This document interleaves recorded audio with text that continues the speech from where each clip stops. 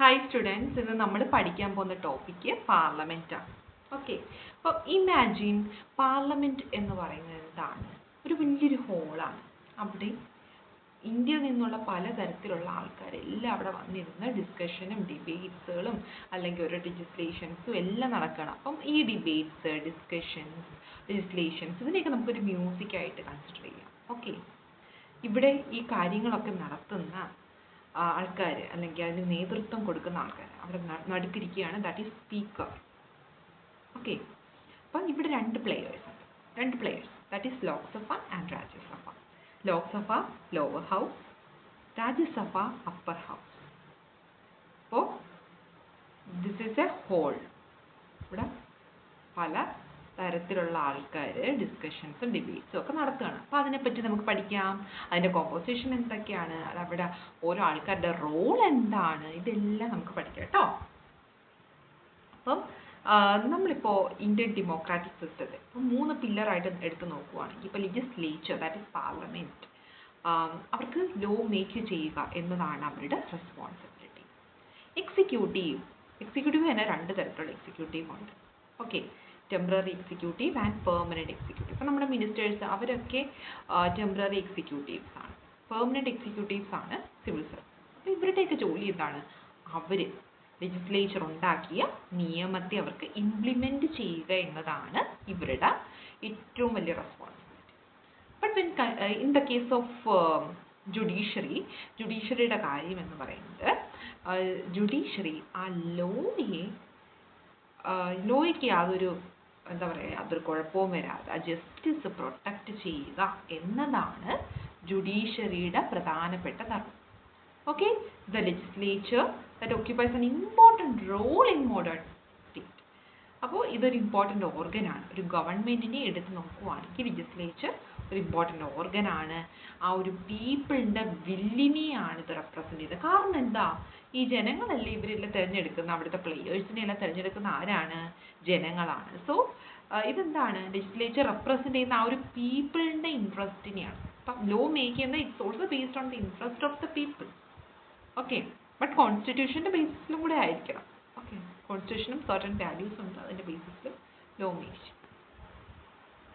പിന്നെ ലെജിസ്ലേച്ചർ എന്ന് പറഞ്ഞത് ആ ഒരു ഗവൺമെൻറ്റിൻ്റെ ഓർഗനാണ് which is primarily concerned with the functioning of making the loss.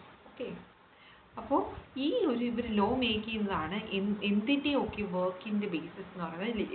ഇതിൻ്റെ ബേസിസിൽ മാത്രമേ നമുക്ക് ജുഡീഷ്യറിക്ക് ആയാലും അല്ല എക്സിക്യൂട്ടീവ്സിനൊക്കെ ആയാലും വർക്ക് ചെയ്യാൻ പറ്റത്തുള്ളൂ. എന്താണ് ലെജിസ്ലേച്ചർ എന്നതിൻ്റെ ആ ഒരു വേർഡിൻ്റെ മീനിങ് എന്താണ്? ഇത് ഫ്രഞ്ച് എക്സ്പ്രഷനിൽ നിന്നാണ് വരുന്നത്. ദ പാർലമെൻറ്റിൻ്റെ ആ ഒരു മീനിങ് എന്ന് പറയുന്നത് സ്പീക്കിംഗ്. ഇത് ലാറ്റിൻ വേർഡിൽ നിന്നാണ്, പാർലമെൻറ്റം എന്ന് പറഞ്ഞൊരു വാക്കിൽ നിന്നാണ് വരുന്നത്, വിച്ച് മീൻസ് ടോക്കിംഗ്, സംസാരം. അവിടെ ഫുൾ സംസാരമല്ലേ. Okay, it has come to mean the meeting for discussion. Okay, or talking shop where we can discuss national and international issues. അപ്പോൾ ഇതിനൊരു ഷോപ്പായിട്ട് നമുക്ക് കണക്കാക്കാം. അപ്പോൾ അവിടെ നമ്മൾ നാഷണൽ ആയിട്ടുള്ള കാര്യങ്ങളും ഇൻ്റർനാഷണൽ ആയിട്ടുള്ള ഇഷ്യൂസ് എല്ലാം സംസാരിക്കുന്ന ഒരിടം. ഞാൻ പറഞ്ഞ ഒരു ഹോളാണ്. ഓക്കെ, കണ്ടോ, പടമൊക്കെ ഉണ്ട്. ലെജിസ്ലേച്ചർ, ഈ ലെജിസ്ലേച്ചർ 2 തരത്തിരിക്കും. Unicameral that is 1 chamber house, ഒരു ചേംബറേ ഉള്ളൂ. Okay, bicameral 2 chamber. അപ്പോൾ if the parliament has only 1 chamber, that is unicameral. അപ്പോൾ ഇതിനെയാണ് യൂണികാമറൽ, ഒരു ചേംബർ മാത്രമേ ഉള്ളൂ. അപ്പം ആ രാജ്യങ്ങളൊക്കെ പൊതുവെ നമുക്കിപ്പോൾ ഐഡൻറ്റിഫൈ ചെയ്യാനുള്ള ഒരു കോഡാണ്.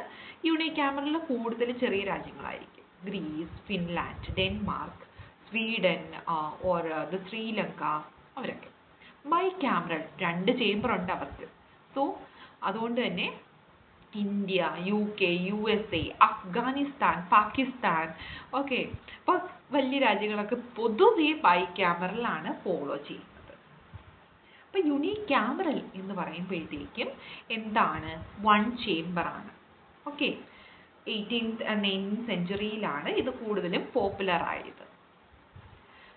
ഇതാണ് മെയിനായിട്ട്. ബൈകാമറൽ 2 ചേംബറും.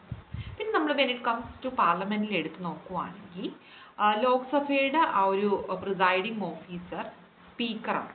ഇപ്പോൾ രാജ്യസഭ എടുത്ത് നോക്കുവാണെങ്കിൽ വൈസ് പ്രസിഡന്റ് ആണ്. ഓക്കെ. പിന്നെ വേറൊരു കാര്യം, നമ്മുടെ പ്രസിഡന്റ് ഉണ്ടല്ലോ, പ്രസിഡന്റിന് 12 പേരെ നോമിനേറ്റ് ചെയ്യാം. ഇപ്പം ആർട്സിലായാലും സ്പോർട്സിൽ, സോഷ്യൽ സർവീസ് തുടങ്ങിയ പല മേഖലയിൽ പ്രാവീണ്യം തെളിയിച്ച ആൾക്കാരെ 12 പേരെ നോമിനേറ്റ് ചെയ്യാം. അതും ഓർത്തിരിക്കുക, very important. Okay. Sachin Tendulkar ഒക്കെ രാജ്യസഭ അംഗമായിരുന്നു. അതൊക്കെ ഇതിൻ്റെ ബേസിസിലാണ്, അത് ജനങ്ങൾ ഡയറക്റ്റ് എലക്ട് ചെയ്തതല്ല. ഓക്കെ. അപ്പോൾ നമ്മുടെ പാർലമെൻറ്റ്, ഇന്ത്യൻ പാർലമെൻറ്റ് എന്ന് പറഞ്ഞത് ഇമ്പോർട്ടൻ്റ് ആണ് നമ്മുടെ ലോ മേക്കിങ്ങിൻ്റെ കാര്യത്തിലായാലും, അല്ലെങ്കിൽ ഡിബേറ്റ്സ്, ഡിസ്കഷൻസ്, കാര്യങ്ങൾ. അപ്പോൾ നമ്മുടെ ഒരു ഡെമോക്രസി നല്ല രീതിയിൽ പോകണമെങ്കിൽ നല്ല രീതിയിൽ ചർച്ച ചെയ്ത് ഓരോരുത്തരുടെയും വ്യൂ പോയിൻറ്റ്സും അല്ലെങ്കിൽ അവരുടെ ഒപ്പീനിയൻ എന്താണ്, അല്ലെങ്കിൽ ഇപ്പോൾ ഒരു പർട്ടിക്കുലർ ലോ അത് ഓരോ സ്റ്റേജസ് എടുത്തും വെറുതെ വരുന്നതല്ല, ബില്ലും കാര്യങ്ങളും ലോയും ഒന്നും ഓരോ റീഡിങ്ങിലൂടെ, ഫസ്റ്റ് റീഡിങ്, സെക്കൻഡ് റീഡിങ് എന്നൊക്കെ പറഞ്ഞു. ഇപ്പോൾ ഒരു ബഡ്ജറ്റ് തന്നെ അവതരിപ്പിക്കുകയാണെങ്കിലും അങ്ങനെയൊക്കെയാണ്. ഓരോരോ അതിനും പർട്ടിക്കുലർ സ്റ്റെപ്സുകളുണ്ട്. അതൊക്കെ നമ്മളിനി പഠിക്കും. ഓക്കെ. Thank you all.